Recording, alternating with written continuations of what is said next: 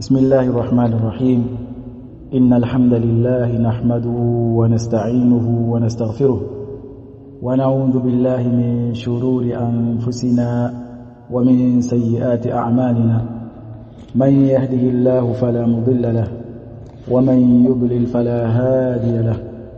وأشهد أن لا إله إلا الله وحده لا شريك له وأشهد أن محمدا عبده ورسوله أرسله الله بالهدى ودين الحق ليظهره على الدين كله ولو كره المشركون. يا أيها الذين آمنوا اتقوا الله حق تقاته ولا تموتن إلا وأنتم مسلمون. يا أيها الناس اتقوا ربكم الذي خلقكم من نفس واحدة وخلق منها زوجها وبث منهما رجالا كثيرا ونساء واتقوا الله الذي تساءلون به والأرحام إن الله كان عليكم رقيبا. يا أيها الذين آمنوا اتقوا الله وقولوا قولا سديدا يصلح لكم أعمالكم ويغفر لكم ذنوبكم ومن يطع الله ورسوله فقد فاز فوزا عظيما. أما بعد، فإن أصدق الحديث كتاب الله وخير الهدي هدي محمد صلى الله عليه وسلم وشر الأمور محدثاتها وكل محدثة بدعة وكل بدعة ضلالة وكل ضلالة في النار. أما بعد، ndugu zangu katika imani, baada ya kumhimidi Allah subhanahu wa ta'ala na kumtakia sala na salamu mtume Muhammad sallallahu alayhi wasallam, na usia nafsi yangu awali ya yote pamoja na kuzihusia nafsi zenu katika jambo zima la kuendelea kumwogopa Allah subhanahu wa ta'ala, kwa sababu taqwa Allah, kumcha Allah, ndio usia wa ummati wa Muhammad na umma zilizotangulia. Lakini pia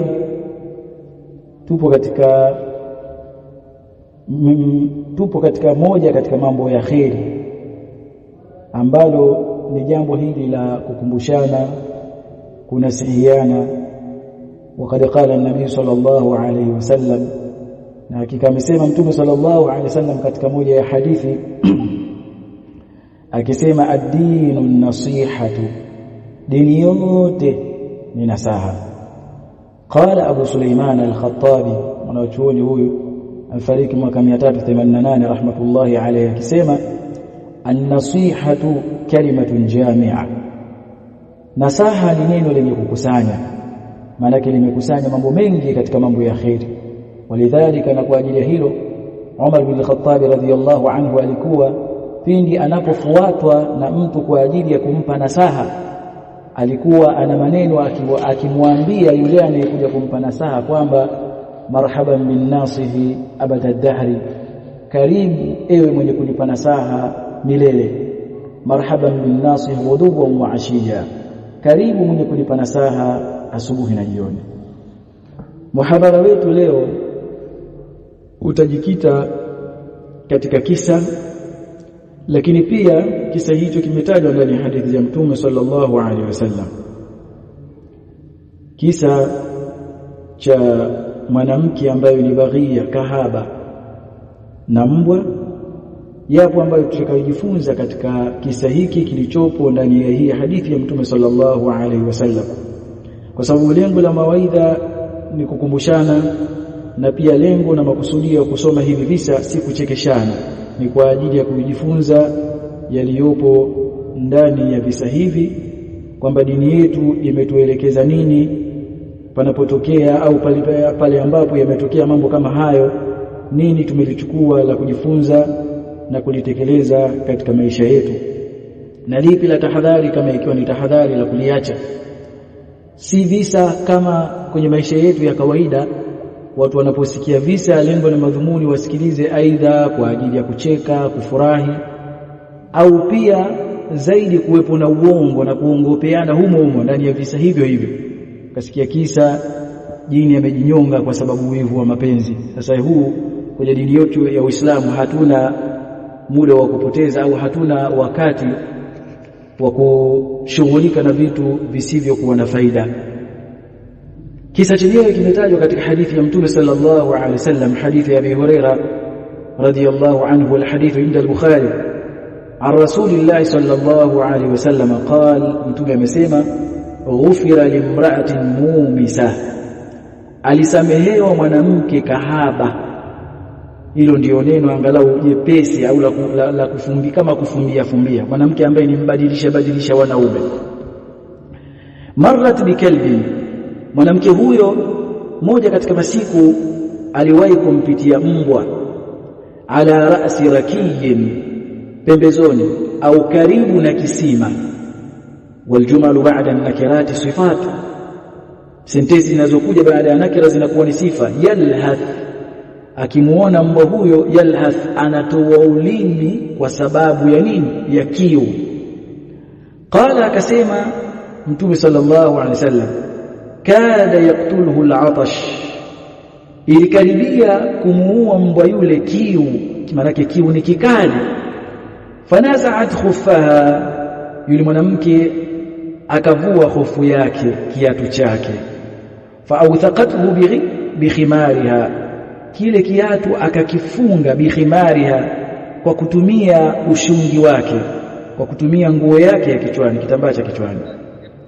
Fanaza'at lahu min alma, akamchotea mbwa huyo min alma'i, katika hayo maji. Imekuja kwa alif na lam, maana yake hayo maji yaliyokuwa ndani ya hicho kisima.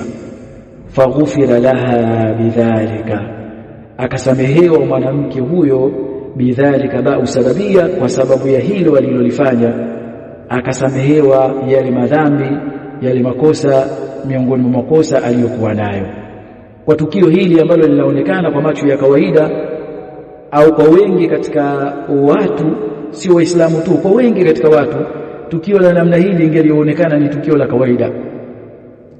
Na kwetu sisi tuna mambo ambayo tumejifunza. Pia kuna hadithi nyingine ambayo pia imetaja kisa hiki kwa sura nyingine.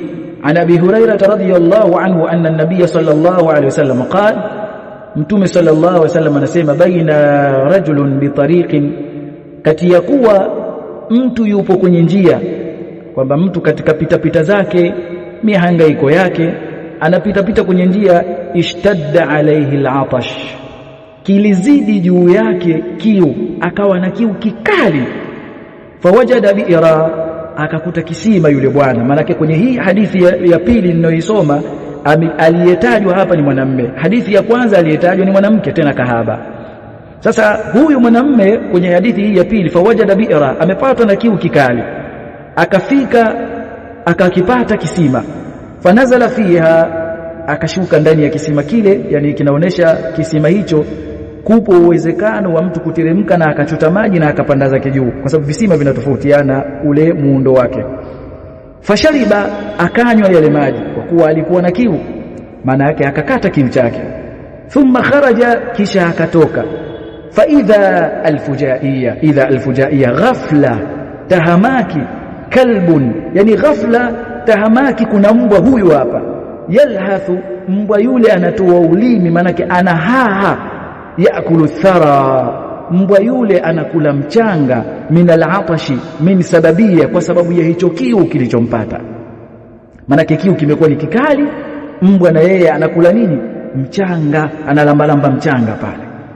Faqala, akasema ar-rajulu, akasema huyo mtu, alil ahdi dhikri, ya kitu kilichotajwa, laqad balagha hadha al-kalba, wallahi kwa hakika imemfikia huyu mbwa, min al-atashi, katika hiki kiu ambacho namuona anacho, mithlu alladhi kana, mithili mfano wa kile ambacho kana ilikuwa, balagha minni, imefika hicho kiu, au kimenifikia, au balagha minni, kimefika kwangu, kwamba hicho kiu namna ilivyokuwa kimenifikia. Kwa hiyo huyo mbwa pia imempata hiyo hali, anaumia hapa. Maana yake hadithi yatuonesha anamhurumia huyu mbwa, anamhurumia huyu mnyama.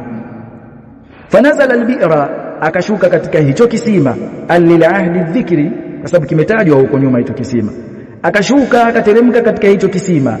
Famala khuffahu ma'a, akajaza hofu yake, yani akajaza kile kiatu chake huyo mtu huyo mwanamume akajaza kiatu chake maji, tamyiz, maana hicho kiatu alikijaza nini?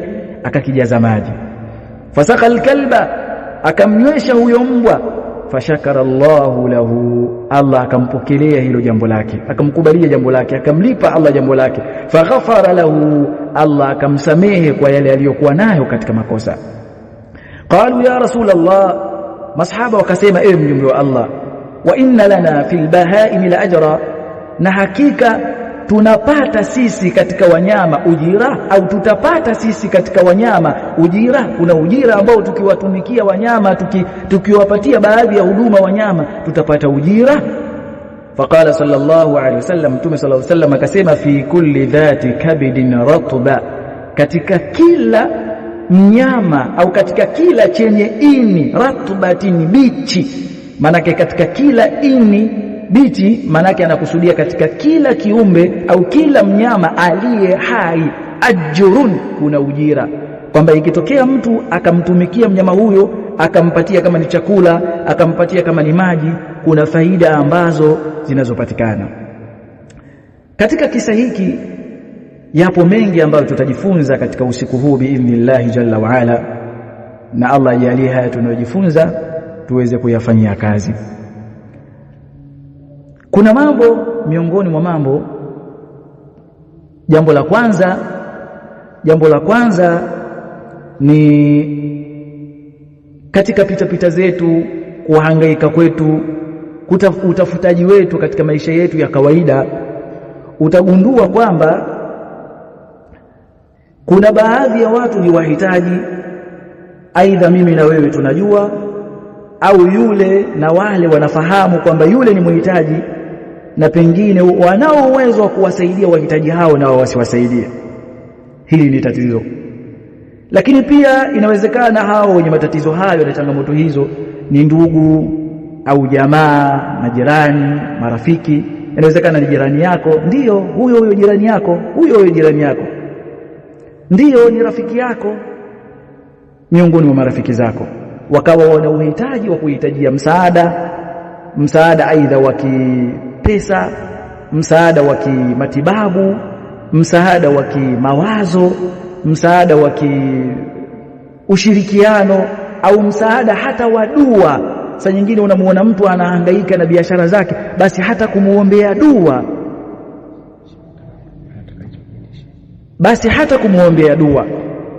Kwa hiyo kuna namna nyingi ambazo kuna namna nyingi za kuweza kuwasaidia watu na kuwawezesha watu kwa namna moja ama nyingine.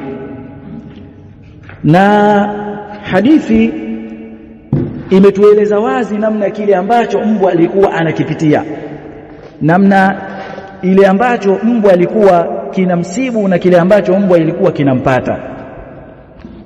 Sasa nitataja baadhi ya faida ambazo ahlul ilmi au wanawazuoni wamezitaja katika kisa chetu hiki, na sisi ili tuweze kuyachukua mafunzo hayo na kuweza kuyafanyia kazi katika maisha yetu haya ya dunia, na ili kuweza kufuzu mbele ya Allah subhanahu wa ta'ala. Lakini pia kuna wangapi katika maisha yetu sisi tumewahi kupita kwenye social media, mitandao ya kijamii, tukaona baadhi ya page, yani baadhi ya kurasa zimeposti kwamba fulani ni muhitaji wa dawa, fulani ni muhitajia wa msaada wa kifedha au msaada wa kimawazo. Lakini mara nyingi tunaona matangazo mbalimbali yakionyesha watu wakihitajia pesa aidha za kimatibabu, au wakihitajia pesa kwa ajili ya ujenzi pengine wa makazi yao, malazi yao, kula kwao. Na baadhi ya watu wengine wakatoa mpaka ahadi za uongo, wakaumiza nyoyo za watu hao ambao walikuwa uhalisia ni wahitaji, na wao wanao uwezo wa kuwasaidia, lakini hawakutaka kuwasaidia au hawakupenda kuwasaidia, au walifurahia zile tabu na zile shida ambazo zinawapitia. Ikiwa yule mtu alikwenda kumsaidia yule mbwa na akamsaidia kumpatia kinywaji, na Allah tabaraka wa taala akaweza kumsamehe, tuna mangapi ambayo pengine tungeliyafanya Allah tabaraka wa taala angetusamehe? Tuna mangapi ambayo tungelifanya pengine Allah tabaraka taala angetufungulia milango ya riziki zetu, milango ya kheri katika maisha yetu, baraka katika maisha yetu ya dunia, bali mpaka kesho akhira. Tuna mangapi ambayo tungeliyafanya na Allah subhanahu wa ta'ala angetufungulia. Moja katika kauli za Ibn al-Qayyim rahimahullah ta'ala akisema, wa qaribu min hadha, na karibu ya jambo hili, ma qama biqalbi al-baghi, ni kile kilichosimama katika moyo wa yule kahaba, allati, kahaba ambaye ra'at dhalika al-kalb, alimuona yule mbwa, wa qad ishtadda bihi al-'atash, na hakika kilizidi kwake yeye kiu, yakulu thara, akiwa yule mbwa anakula mchanga, analambalamba ule mchanga. Faqama biqalbiha, pakasimama ndani ya moyo wa mwanamke yule kahaba, dhalika alwaqti, katika muda ule, maadamil ala, pamoja na kukosekana zana, yani kifaa cha kuweza kuyachotea yale maji. Hakujali kwa wakati ule kusema kwamba nitamsaidia vipi huyu anahitajia msaada wa kifedha, wa matibabu. Huna uwezo wa kumsaidia, lakini pengine posti ile ukiiposti katika ukurasa wako, peji yako, pengine una followers ambao wataona kile, wataweza kulifanya, unakuwa umemsaidia. Kwa yeye hakuangalia kwa kuwa mimi sina nyenzo, yeye aliangalia ni namna gani atakayoweza kumuondosha katika hali aliyokuwa nayo na kumweka katika mazingira ambayo ni mazuri. Ukumbuke mbwa ni kiumbe ambaye ni najisi, pamoja na unajisi wake, lakini hakujali hilo. Wa adamil mu'in, na kukosekana kila wa kumpa msaada. Ukiacha Allah tabaraka wa taala, ili kibinadamu alikuwa pale, hakuna hata mmoja wa kuweza kumsaidia, kwamba atamsaidia kamba au atamsaidia kikombe au atamsaidia jani aweze kuchota maji yale. Wa adami man turaihi, na kukosekana yule ambaye angelimuonesha biamali ya matendo yake. Yani hapakuwepo na watu ambao kwamba amefanya jambo lile la kumsaidia mbwa, kwa kuwa kuna watu angeliwaonesha kile alichokifanya, kwa kuwa kuna watu wangelikodi, kwa kuwa kuna watu wangelikuwa live, wangeliposti, wakaonesha jamii, jamani, mbwa huyu mwanamke, oneni huyu mwanamke, tazameni huyu mwanamke, angalieni huyu. Hakujali hayo. Kwa hiyo kilisimama ndani ya moyo wake, ma hamalaha, kitu kilichopelekea yule mwanamke, ala an gharrarat bi nafsiha, kitu ambacho kilipelekea yule mwanamke akaiingiza nafsi yake katika maangamivu, au akaiingiza nafsi yake katika lile jambo ambalo ni gumu. Walam ta'ba, na yule mwanamke hakujali, hakupatiliza kuiingiza nafsi yake katika maharibiko, yani kuharibika. Wa hamliha khuffaha, na kuibeba ile hofu yake au kile kiatu chake, bifiha, kwa kutumia kinywa chake. Mwanamke yule wakati anashuka kwenye kisima akachota maji, anapanda juu, kiatu amekiweka kwenye kinywa chake kikiwa kimejaa maji, wa huwa mal'an, hali ya kuwa hicho kiatu kimejaa maji, mpaka akaweza kupanda pale juu minalbiri, katika kile kisima. Pia kuna faida inaonekana, unyenyekevu wa yule mwanamke kwa huyu kiumbe, ambaye kiumbe huyu Ibn al-Qayyim anasema imepita katika mazoea ya watu bidharbihi, kumpiga. Kwa kawaida wengi watu wana mazoea hayo, wakiona mbwa tu kwamba apigwa, mbwa huyo fukuza, autoke. Faamsakat, mwanamke yule aliweza kumshika, faamsakat lahu al-khuffa, aliweza kumshikia ile hofu, kile kiatu, biyadiha, kwa mkono wake, hatta shariba, mpaka yule mbwa akanywa, min ghairi an tarjua minhu jazaan wala shukura, pasi na kutaraji kutoka kwa mbwa yule malipo yoyote wala shukrani yoyote. Ni mangapi ambayo ni matatizo, ni majanga, ni shida, ni dhiki, ni taabu zinazowakabili watu. Ni wangapi katika watu mafukara wanaohitajia misaada ya kipesa, misaada ya tiba, misaada ya namna mbalimbali. Wangapi ambao ni katika mayatima wanasaidia, wanatarajia kushikwa mkono na mtu ana uwezo wa kumshika mkono lakini asimshike mkono. Wangapi katika watu wa kwenye sura za namna hii?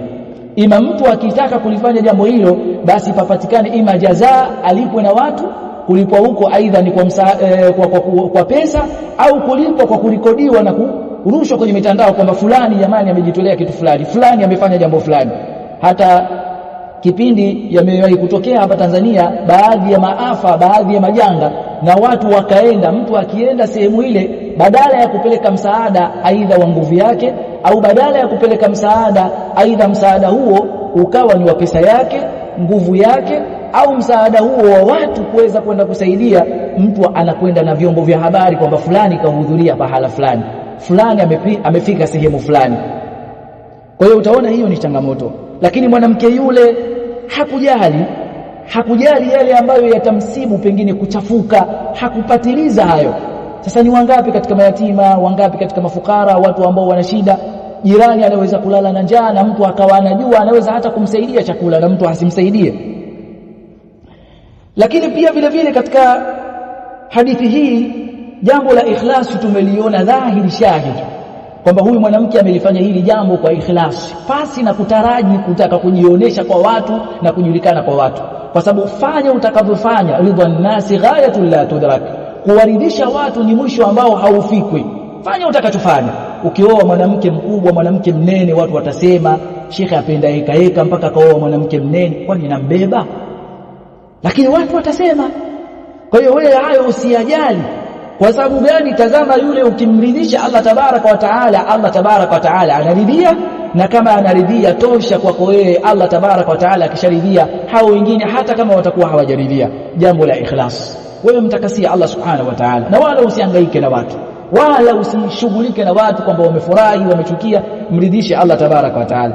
Ona, tazama mwanachuoni huyu Sufyan Thauri aliyefariki mwaka 161, mwanachuoni wa karne ya pili rahmatullahi alayhi, akisema ma alajtu shay'an ashadda alayya min an-niyya, sijapata kukitibu kitu kwa ugumu ambacho nimekitibu mimi hicho kitu kwa ugumu kwangu, min an-niyya, kulikoni nia. Wa fi lafdhi, na katika tamko lingine, min al-ikhlas, kulikoni ikhlas. Kwa nini? Fa innaha ay fa inna an-niyya, kwani hakika nia, kwa sababu hakika hiyo nia tatakallabu alayya, nia inabadilika kila muda. Yani ikhlas ni jambo linabadilika kila muda. Ni mwanachuoni wa karne ya pili anasema sijapata kukitibu kitu kwa ugumu kama ikhlas. Kwa hiyo unaona ikhlas namna lilivyokuwa ni jambo gumu. Wengi watu niseme tunashindwa katika hili jambo, wengi tumekumbwa na mtihani. Unaweza kukuta ni mwanachuoni akavuka mipaka mingi, lakini kwenye jambo la ikhlas akafeli. Allah atufanyie wepesi tuweze kufaulu katika jambo hili.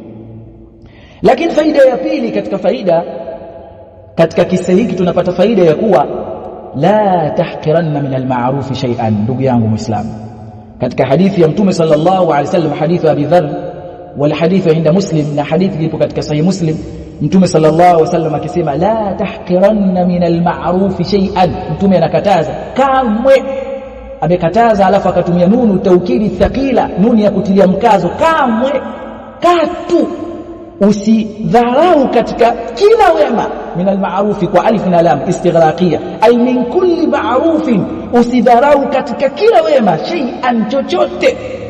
Nakala fi siyaqi nahi tufidu al-umum, chochote katika wema usidharau. Walau an talqa akhaka biwajhin talqin, ingawa kukutana na ndugu yako Muislamu, ingawa kukutana na ndugu yako biwajhin talqin, hali ya kuwa pamoja na uso wa bashasha. Waljumalu ba'da al-ma'arif ahwalu, hali ya kulazimiana au hali ya kusuhubiana, tukiifanya ile ba'u bimaana al-ilsaq, au hali ya kuwa pamoja tukiifanya ile ba'u bimaana al-musahaba. Hali ya kuwa pamoja, hali ya kusuhubiana uso wako na bashasha, kwamba ile bashasha isikuondoke. Unaona kuwa na bashasha tu kwenye uso wako ni kitu kidogo, lakini ni kikubwa mbele ya Allah subhanahu wa ta'ala. Wajua ni lipi litakalokuingiza katika janna? Ewe ndugu yangu Muislamu, una yakini lipi litakalokuingiza katika janna? Na wajua lipi litakalokuingiza au litakalomuingiza mtu katika moto? Mtu anajua hilo. Naudhu billahi min dhalik. Allah sijalie katika watu wa motoni. Kwa hiyo usidharau katika wema kitu chochote. Katika kila wema usidharau, hata ukaliona ni jambo dogo, ukaona kwamba kitu hiki sasa mimi nikitoa sadaka hii au nikitoa shilingi 500, sasa 500 hii itakwenda kufanya nini? 500 umetoa, imeingia msikitini pale, yule kaongezea 500, yule kaongezea 1000, zimepatikana 10,000, zimenunuliwa unit zile ziponunuliwa, umeme ukawaka, watu wakasoma Qur'ani, wakafanya muraja, wakasomeshana. Lakini pia umeme ulipowaka, pengine tenki ikaweza kupandisha maji, watu wakachukulia udhu, watu baada ya kuchukua udhu wakasoma Qur'ani, wakafanya mambo ya kheri mbalimbali kwa udhu ule au kwa maji yale yaliyopatikana. Watu wakaweza kuja kuchota, wakatumia, wakanywa, wakaongea, wakafanya matumizi ya kheri mbalimbali. Lakini wewe 500 yako ambao uliiona ni ndogo imehusika pale katika lile jambo.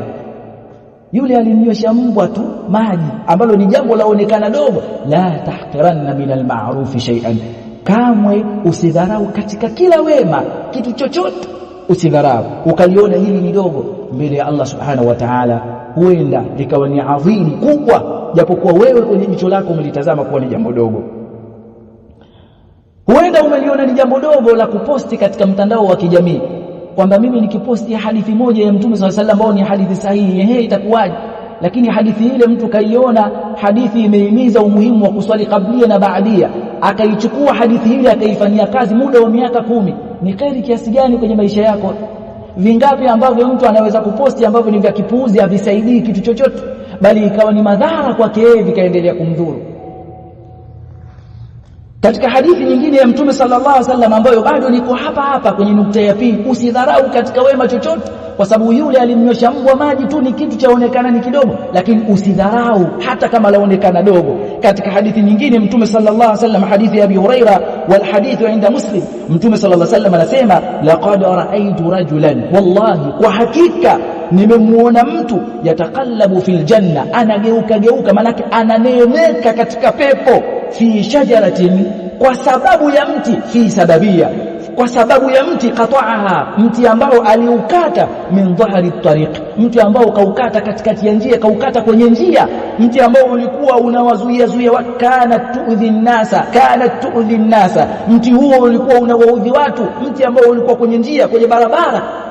Ni vingapi ambavyo unaviona vinawazuilia watu pengine kuyafikia yale mambo ambayo ni wajibu kwa wao, au ni miongoni mwa mambo ambayo ni vizuizi vinawazuia watu kuifikia elimu, lakini mtu akashindwa, mtu akaacha kumuondoshia kizuizi kile. Mfano fadhili mithali ya tabiul maqal, mtu akamuona mwanafunzi talibul ilm, mtu ambaye anasoma elimu ya dini, sikatai kusoma elimu ya tusema elimu ya mazingira, hata kama ni elimu ya mazingira, mtu kumnulia madaftari pengine hata kama si mtoto wako, lakini hasa hii elimu ya dini, pengine mtu akanunua juzuu au akanunua vitabu akaweza kusoma, au akamsaidia msaada wa kipesa, au ni mwalimu wa madrasa akawezeshwa kwa namna moja ama nyingine. Aonaje mtu ikiwa yule ni mti tu ambao aliuondosha mti ule kwa kuwa ni kizuizi kinawaudhi watu? Ni mangapi ambayo ni miongoni mwa mambo ambayo ni udhia kwa watu na tunayajua na tunao uwezo wa kuyaondosha na hatuyaondosha.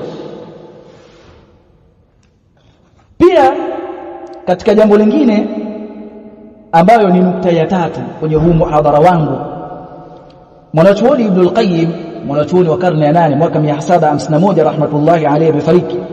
Katika hadithi hii na kisa hiki tulichokisoma, mwanamke huyu kahaba, na kwa ile hadithi nyingine ni mwanamume ambaye pia wote kwa sura mbili hizi wote wamemnywesha mbwa maji, yule ni mbwa.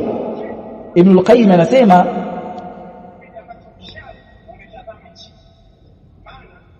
idha kana Allah subhanahu, pindi atakapokuwa Allah hali ya kuwa ametakasika, qad ghafara liman saqa kalba, hakika Allah tabaraka wa taala amemsamehe yule ambaye amemnywesha mbwa, ala shiddati dhamaihi, ala kwa maana ya pamoja na kiu chake kikali, yule mbwa akamnywesha yule mbwa. Fakaifa biman saqa al-itash, vipi yule atakayewanywesha wale wenye kiu? Mtu manake hao au yule aliyemnywesha alikuwa ni mbwa. Sasa hebu geuza upande wa shilingi, akawa mtu ametoa pesa yakanunuliwa maji wakanywa watu, au amechota ndoo ya maji hata kama ni nyumbani kwake, kwamba pengine labda ni wakati hata wa kuftari, au hata kama si wakati wa kuftari, kwamba maji, mnaona mafundi hapo mnahangaika wakati wa kazi, maji mtakunywa haya hapa. Sasa yule kamnywesha mbwa, aonaje mtu akawanywesha wale wenye kiu maji, wa ashba aljiya, na akawashibisha hawa watu ambao walikuwa na njaa? Aonaje mtu jambo hili? wakasal urata minal muslimin, na akawavisha watu waliokuwa uchi minal muslimina min bayania, katika waislamu akawavisha. Au hata ukifanya litabi'id miongoni mwa waislamu, kwa sababu mtu anafanya kwa kiasi cha uwezo wake. Aonaje hilo?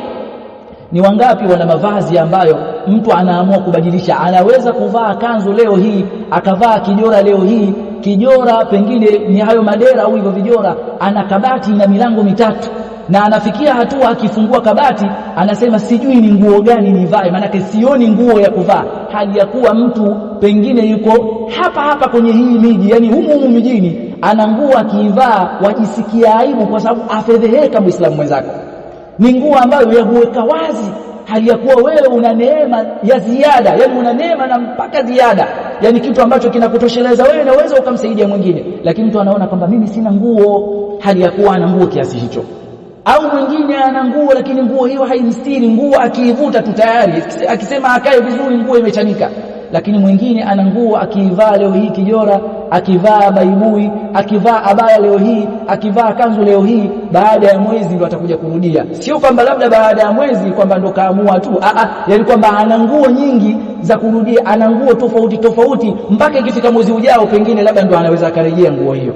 Aonaje akiwasaidia mavazi yale ambayo mwenyewe kaona kwamba hiki ni sawa, naweza nikapunguza nikampatia Muislamu wenzake. Aonaje ikiwa yule amemnywesha mbwa maji ikawa ni sababu ya kufutiwa makosa yake? Vipi ikiwa atawavisha Uislamu? Vipi ikiwa atawalisha Uislamu? Vipi ikiwa atawashibisha? Vipi ikiwa atawanywesha maji?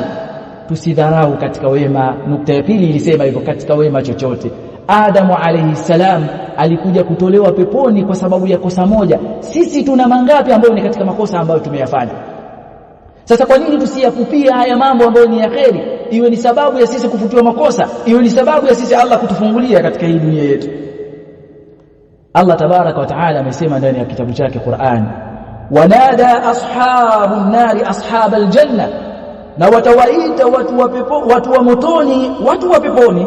Na kitendo kimetumika cha muda uliopita japokuwa tukio halijatokea. Ni kwa sababu gani kimetumika wanada na haikutumika yunadi, kwamba labda kwamba wataita? Kwa sababu yunadi ni fi'il mudhari, lakini imetumika nada, wataita watu wapi? Watu wa motoni kuwaita watu wa peponi. Kitendo cha muda uliopita. Kwa nini? Kwa sababu liifadati tahaqquq, kwa ajili ya kufaidisha kwamba pamoja kwamba tukio halijatokea, lakini hili jambo ujue ni hakika, kwa sababu ilikuwa ni sehemu ya kutumika kitendo cha muda uliopo, lakini kimetumika kitendo cha muda uliopita. Idha shamsu kuwirat au idha samaa unfatarat, pindi mbingu zitakapopasuka zishapasuka, hazijapasuka, lakini kimetumika kitendo cha muda uliopita, japokuwa inapokusudiwa ni muda ujao kwamba huko zitakuja kupasuka, kwa sababu tukio likishakuwa limepita ni uhakika kwamba hilo jambo limefanyika. Ndio maana kimetumika kitendo cha muda uliopita. Wanada ashabun nari ashabal janna, na watawaita watu wa motoni watu wa peponi. Wataomba nafasi kwamba ya Rabbi tuzungumze, ya Rabbi tuwaone, sio tuzungumze, tuwaone wale watu wa peponi. Watu wa motoni wataomba wapewe fursa hiyo. Naudhu billahi min dhalik. Allah asijalie sisi wala wazazi wetu wala vizazi wetu tusiwe katika hao. Kwa hiyo watu wa motoni watawaita watu wa peponi, na watu wa peponi hawatowajua watu wale waliokuwa motoni, hata kama walikuwa ni ndugu zao au jamaa zao. Hapa kuna kitu nikiseme, japo ilikuwa sio muhadhara wangu. Watu wanasema tunapozika tumetengana na ndugu yetu, huyu baba yetu au huyu jamaa yetu, tuna rafiki yetu, jirani yetu, tumemzika, tumeshatengana naye. Hapa bado hatujatengana naye kiuhakika. Ni kweli kibinadamu tunaona tumetengana naye. Kutengana kulikokuwa kunatisha zaidi ni pale watu wa peponi watakapoingizwa peponi na watu wa motoni wakaingizwa motoni, kisha yakaletwa mauti katika sura ya mnyama na yakachinjwa, alafu tukaambiwa kwamba ya ahlal janna, enyi watu wa peponi, khuludun, kaeni milele hakuna kufa, na enyi watu wa motoni, kaeni milele hakuna kufa. Au naje mtu sasa ndio anaitwa na shangazi, mjomba, kaka, dada, mtoto, anamuita ndugu, jamaa, rafiki, jirani, anamuita na kumtaja pengine hata jina lake. Wakisema watu wa motoni wanawaita watu wa peponi, wakisema an afidhu alaina min alma. An hiyo inaitwa tafsiria, ya kutafsiri ya kwamba ya kuwa afidhu alaina min alma, tumiminieni min almai, imekuja kwa alifu na lam, tumiminieni katika hayo maji hayo. Wale watu wa peponi wanapoambiwa na watu motoni tumiminieni katika hayo maji, wanajua yale maji wanayoambiwa kuwa ni maji ya peponi, sio maji ya motoni, kwa sababu watu wa motoni watapata kile ambacho Allah tabaraka wa taala ashawaandalia, ambacho nitakisema pia. Kwa hiyo tumiminieni katika hayo maji, na wanasema min litabi'id, maana sehemu angalau ya hayo maji mliopewa, sehemu ya hayo maji tupeni. Au mimma razaqakumullah, au tupeni min litabi'id, miongoni mwa vile ambavyo Allah amewaruzuku. Sikiliza watu wa peponi wanavyosema, qalu, watasema, inna Allah harramahu 'ala al-kafirin, hakika Allah subhanahu wa ta'ala ameharamisha hicho kinywaji, maana hayo maji na vyakula ameviharamisha dhidi ya watu wote ambao ni makafiri. Hawawezi kuvipata vitu hivyo, hawawezi kupewa vitu hivyo watu wa motoni. Tazama mwanachuoni mwanachuoni al-Imam al-Qurtubi amefariki mwaka 671, mwanachuoni wa karne ya 7, mwanachuoni wa tafsiri huyo akasema fabayyana, Allah amebainisha na kudhihirisha na kuweka wazi anna ibn adama, kwamba hakika mwanadamu la yastaghni an at-ta'ami, mwanadamu hawezi kujitosheleza akaachana na chakula. Yani kwamba mwanadamu akasema mimi sihitaji chakula abadan, wa sharabi, na kinywaji, walau kana fil adhabi au wa in kana fil adhabi, ingawa mwanadamu huyo yupo katika adhabu lakini bado anahitajia maji, anahitajia chakula.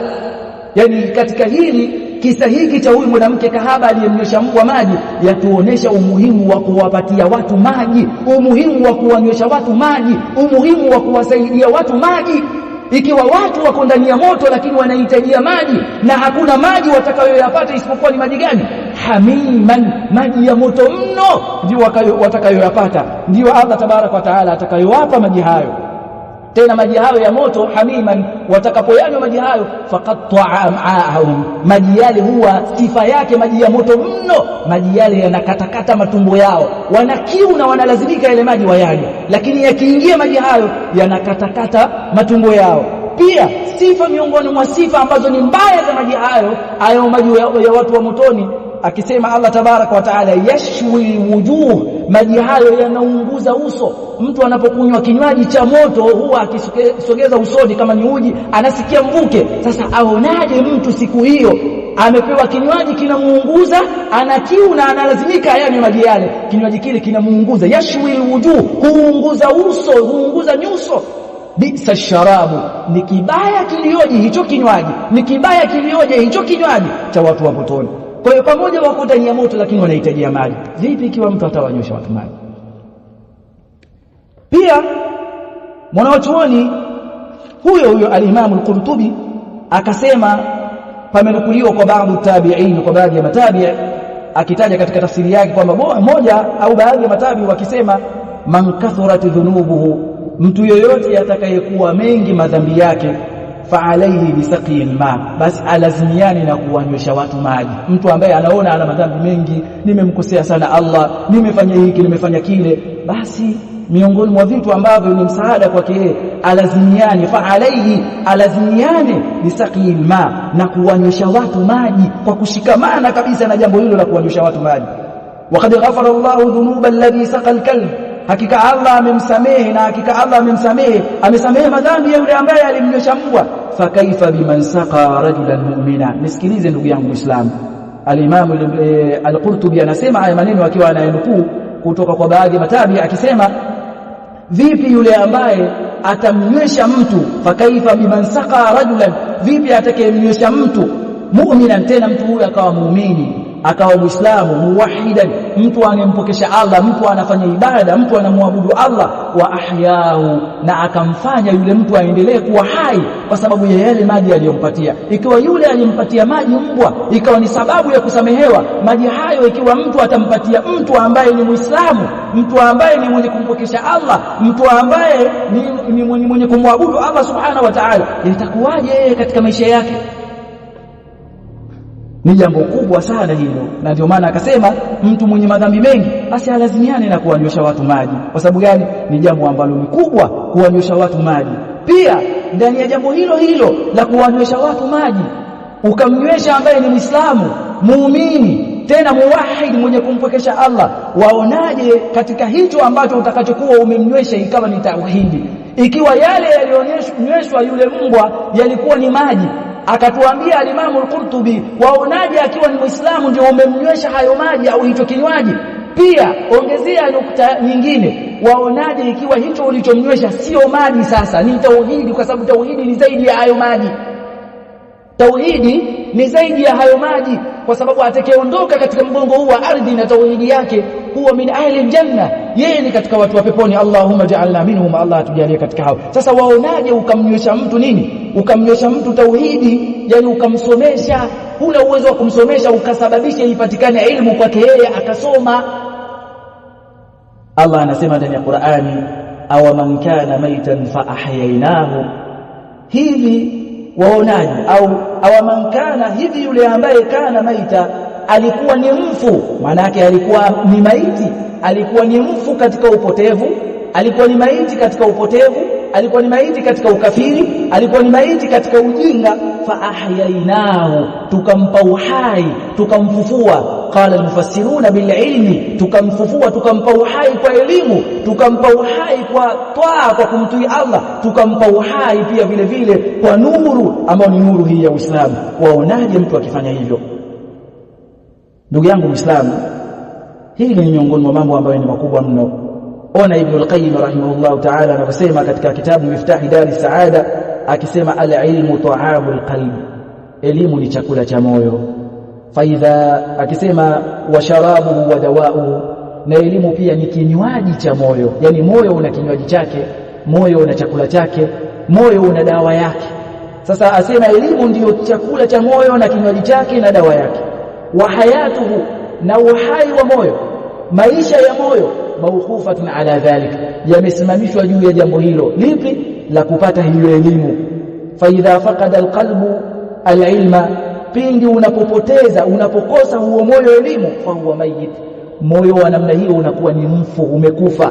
Na kama moyo huo umekufa, hauwezi ukafanya kitu cha aina yoyote, hauwezi ukamnufaisha mtu moyo huo, hauwezi ukamsaidia mtu moyo huo. Sasa aonaje mtu akaujaza moyo wa mtu wa elimu, ikiwa yule alijaza kinywa cha yule mbwa alikijaza maji na ikawa ni sababu ya kusamehewa, yeye mtu akawajaza watu wa elimu, asina uwezo wa kusomesha, ukasababisha kupatikana kwa elimu, kununua vitabu, kumwezesha yule mwalimu aweze kusomesha. Jibril alayhi salam aliyehesabika kuwa ni mwalimu, pale alipokuja kwa Mtume sallallahu alaihi wasallam alikuwa akimuuliza maswali. Jibril pale alikuwa amekuja kwenye sura ya mwanafunzi, lakini angalia Mtume wakati mwisho anawaambia masahaba zake, akawaambia atadruna manisailu, imeletwa kwa alif na lam. Hivi mwamjua huyu muulizaji? Huyu alikuwa anauliza hapa, mwamjua? Masahaba wakasema Allahu wa rasuluhu aalam. Mtume akawaambia hadha Jibril, huyu ni Jibril, ataakum yuallimukum dinakum, amewajia kuwafundisha. Kwani Jibril alikuwa ndo anafundisha? Lakini amesababisha kupatikana kwa ile elimu. Pia vile vile ona maneno ya mwanachuoni Sheikh Ubaidul Jabiri rahimahullahu ta'ala katika kitabu Tambihu Dhawil Uquli Salima, akisema idha ta'allamta dina Allah, pindi utakapojifunza dini ya Allah tabaraka wa taala, ma amkanaka, kiasi kitakachowezekana kwako, kile ambacho umejifunza, kiasi ambacho maana yake utaweza kusimamisha dini yako, utaweza kumwabudu Allah. Kwamba nitafute elimu mimi kwa kiasi gani, mimi mpaka nije nipate elimu niwe kama shekhe fulani, ni lini? Kuna maswali ya namna hiyo. Sasa mtu akatafuta elimu kwa kiasi ambacho ataweza kusimamisha ibada zake, akaweza kuswali, akawa anaswali swala anaijua, anafunga anaijua, anajitaharisha tahara anaijua. Pindi atakapo mtu jifunza dini ya Allah kiasi anachokiweza, wa'allamta zawjataka wa auladaka, na ukawafundisha watoto wako, na wewe ukawafundisha wake zako na watoto wako, fa inna laka ajra haula, hakika wewe utapata ujira wa hawa watu. Yani muda wa kuwa mkeo umesababisha kumsomesha watoto wako, umesababisha wewe kuwasomesha, umewasomesha mwenyewe au umewapeleka madrasa wakasoma, hakika wewe utapata ujira wao kila watakapokuwa wanaitumia elimu hii ndani ya swala zao, ndani ya funga zao, ndani ya ibada zao. Kwa maana pana utaendelea kupata ujira wa hawa. Ma tanasalatil ajyal, ma masdaria dharfia, muda wa kuendelea kuzaliana hivi vizazi, walau miati sinin, ingawa miaka 100, kwamba mtoto anaendelea kusoma, anasoma Qur'ani ambayo wewe pengine umemsomesha, anaendelea pengine kujisomea hadithi za Mtume sallallahu ulizomsomesha, au unampeleka madrasa akasomeshwa. Ikiwa wewe ni mwalimu umewasomesha watu Qur'ani, una faida ambazo zinaendelea kuzipata kwa sababu umezijaza nyoyo za watu elimu, umezijaza nyoyo za watu tauhid. Aonaje mwalimu ambaye amemfundisha mtoto suratul Fatiha, suratul Fatiha ambayo ataitumia kila siku katika sala zake? Aonaje mzazi ambaye amemsomesha mtoto wake suratul Fatiha ambayo analiona kama ni jambo dogo, la tahqiranna min al-ma'ruf shay'an, suratul Fatiha akamkazania mpaka akaijua maisha yake, Allah akamjalia umri miaka 50, miaka yote ile ikawa ile suratul Fatiha anaendelea kuisoma, ujira uingia kwa mtu yule, kwa mzazi yule, kwa mwalimu yule, kwa msimamizi yule, kwa mlezi yule, kwa Muislamu yule ambaye kalisimamia lile jambo, hata kama si mlezi wake, kwa yule ambaye kalisimamia lile jambo. Aonaje mtu katika social network hizi, katika mitandao ya kijamii hii, social media, akaingia pengine ni Facebook, Instagram, WhatsApp, akatuma bango pengine ni muhadhara kama hivi unavyofanyika, au muhadhara wa shekhe yoyote katika mashekhe, katika maulama, au pengine akafanya tarjama, akatafsiri, pengine anajua lugha ya Kiarabu, akaweka lile bango au akautafsiri muhadhara ule, watu wakaendelea kupata faida, watumia, ikaendelea vile katika maisha yake. Ni faida kiasi gani ambazo atakaweza kuzipata ikiwa nyoyo za watu zitakuwa zimejaa ilmu, nyoyo za watu zimejaa tauhidi, nyoyo ya watu imejaa nuru na imani.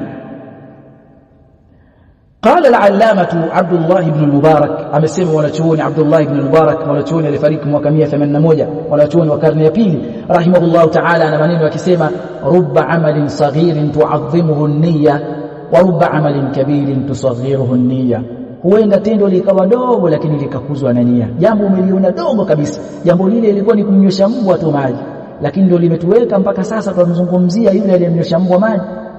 Limeandikwa kwenye vitabu, manake kwenye hadithi za Mtume sallallahu alaihi wasallam, mpaka leo hii imetufikia, bali ni vizazi na vizazi wataendelea kuzipata habari za huyu mtu au habari za mwanamke huyu kuwa kwamba alimnywesha mbwa maji. Sasa huenda tendo likawa dogo lakini likakuzwa na nia likafanywa kubwa, huenda tendo likawa kubwa likashushwa thamani na nia. Mtu kafanya jambo kubwa la kujitolea sadaka, akawalisha watu chakula, akawafutarisha watu, akafanya hivi na vile, lakini kwa riaa, akikutana na watu kwamba ile sadaka imekufikia ile mbele za watu, mlishiba hapo msikitini maana kuna chakula kililetwa, ya kuhusu nini wewe na wewe ushatoa sadaka? Namalizia muhadhara wangu kwa sababu ya muda wangu. Pia katika faida za muhadhara huu ni kinyume chake, kwamba hadithi au kisa kimetuonesha Uislamu umeonesha namna gani ya kuwapatiliza wanyama. Ni tofauti na baadhi ya watu kusema wazungu bwana, wazungu ni watu wanajali sana, wazungu ni watu wanakea sana, na Kiingereza kingi, wazungu ni watu wanakea sana, wanajali sana, mpaka wanyama wazungu wamewawekea haki zao. Hakuna dini ambayo imekamilika isipokuwa ni dini ya Uislamu. Qala Allahu jalla wa ala, al-yawma akmaltu lakum dinakum al-ahdi al-huduri.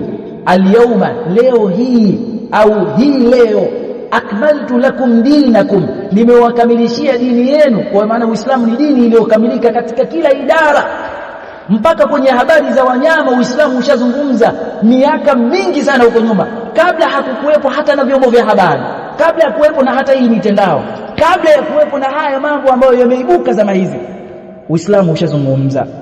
Miongoni mwa hadithi ambayo Mtume sallallahu alaihi wasallam katika hadithi ya Ibn Umar radhiyallahu anhuma ani nabii sallallahu alaihi wasallam akizungumza, dakhalat imra'atun an-nara, ameingia mwanamke motoni, fi hirra, fi sababia, kwa sababu ya paka rabatatha, alimfunga yule paka ndani, falam tut'imha, alafu hakumpa chakula, hakumlisha, walam tad'aha, pia hakumwachia yule paka taakul min khashashi al-ardh, ale katika wadudu wa ardhini, ambayo watu wengine hufanya haya.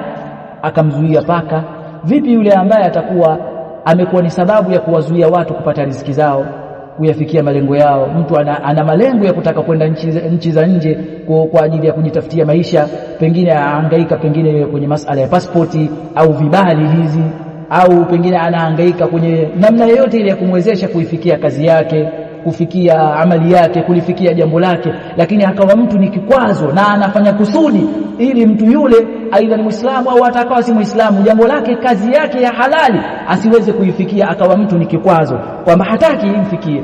Huyu imekuwa ni sababu yeye kuingia katika moto kwa sababu ya paka tu kumzuia. Wangapi ambao wanawazuia watu wasiweze kuzifikia haki zao, wasiweze kufikia mambo yao, wasiweze kufanikiwa katika maisha yao, wasiweze watoto wao kufaulu, kufaidika kwa namna moja ama nyingine na watu ambao wako juu yao.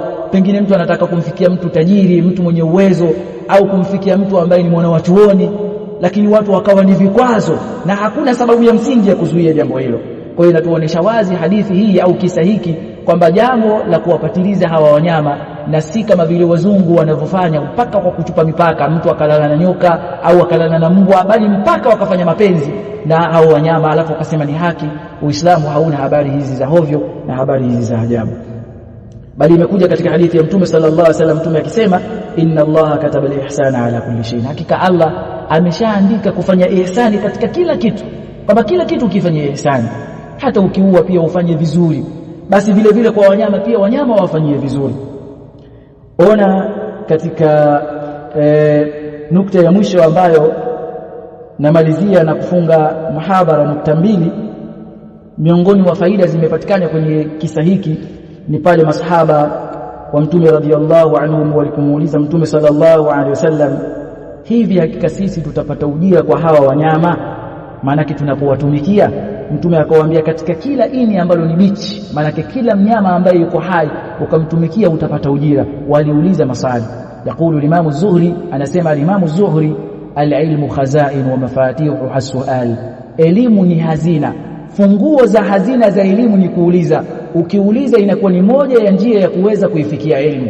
Usipouliza kwa kitu ambacho hukijui, inakuwa ni moja ya miongoni mwa vitu ambavyo ni vizuizi vya kuweza kuifikia elimu, kwa sababu hakuna aibu katika suala la ilmu, bali ni'ma nisaul ansar, bora ya wanawake ni wanawake wa Kiansar, kwa sababu wao haikuwazuia wao kuona aibu au haya kuuliza na kujifunza katika dini. Wao hawakuona haya kujifunza katika dini yao, na miongoni mwa njia za kujifunza ni kuuliza. Bali suila ibn Abbas radhiyallahu anhuma, Ibn Abbas aliulizwa, kaifa hasalta al-ilm, vipi wewe Ibn Abbas hii elimu umeipata vipi ya elimu? Akasema, bilisani sauli, kwa ulimi ambao ni wenye kuuliza, wa qalbin aqul, na moyo ambao una akili, maana unafahamu, unaweza kujua kile ambacho ninachokifanya. Nukta ya mwisho tukifunga huu muhadhara kwa sababu ya muda, usimdharau mtu muda wa kuwa yuko katika mgongo wa ardhi. Huyu ni mwanamke ambaye ni kahaba, lakini Allah subhanahu wa ta'ala aliweza kumfutia haya aliyokuwa nayo. Usimkatie mtu tamaa ukaona kwamba huyu yuko hivi, huyu yuko vile, na pengine ukamzodoa, au wengine wakamnyoshea mtu hata vidole. Kuna watu ni mahodari wa kuhukumu watu, hasa akiwa mtu yuko kwenye mgongo wa ardhi. Afadhali au nafuu mtu akiwa ameshatangulia, amekufa, pengine aliyekuwa ni mshirikina, watu wanajua kwamba huyu kafa na hali hii, basi kunaogopewa kwamba amekufa kwa hali hii kuingia katika moto wa Allah subhanahu wa ta'ala. Na mtu amekufa na hali nzuri, basi kunatarajiwa huyu kuingia katika pepo yake Allah subhanahu wa ta'ala. Lakini mtu yuko kwenye mgongo wa ardhi bado anapumua, huenda Allah akaubadilisha moyo wake na kutokuhukumu kwa kunyoosha vidole. Unapomnyoshea mtu kidole, ujue wewe ni kimoja kile ambacho umemnyoshea. Wewe jitazame hata hapo ulipo, jaribu kukunja vidole vyako vya mikono, alafu nyoosha hicho kimoja, fanya kama unamnyoshea mtu. Kile kinachomuelekea ni kimoja, lakini vingine vyote vimejikunja vinakuelekea wewe. Nani wa kujiuliza swali, uliyemnyoshea kidole au wewe? Una mangapi wewe katika nafsi yako? Yakulu al-Imam yakulu Sheikh Muhammad ibn Wasi', anasema mmoja katika wanaochuoni anaitwa Muhammad ibn Wasi' akisema, law kanat lidhunubi raiha, laiti madhambi yangelikuwa na harufu, hakuna yeyote angeliweza kukaa na mimi. Hivi madhambi yangelikuwa na harufu, mngeliweza kunisikiliza? Madhambi yangelikuwa na harufu, ungeliweza kumsikiliza mwenzako? Madhambi yangelikuwa na harufu, ungeliweza kulala na mkeo? Madhambi yangelikuwa na harufu, ungeliweza kulala na mwenza wako, mume wako? Ungeliweza kukaa na mtoto wako? Ungeliweza kukaa na jamaa yako, kuchanganyika na jamaa yako? Ungeliweza kwenda masokoni? Tungeliweza kuvumiliana? Lakini madhambi hayana harufu.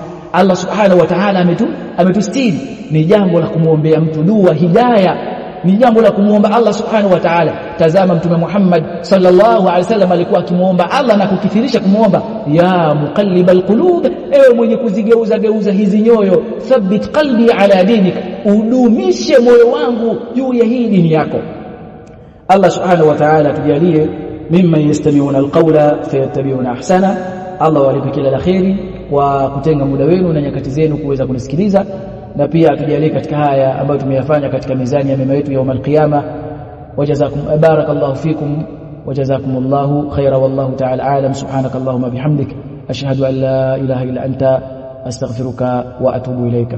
Wa sallallahu wasallam ala nabiyyina Muhammad wa alihi wa sahbihi wasallam.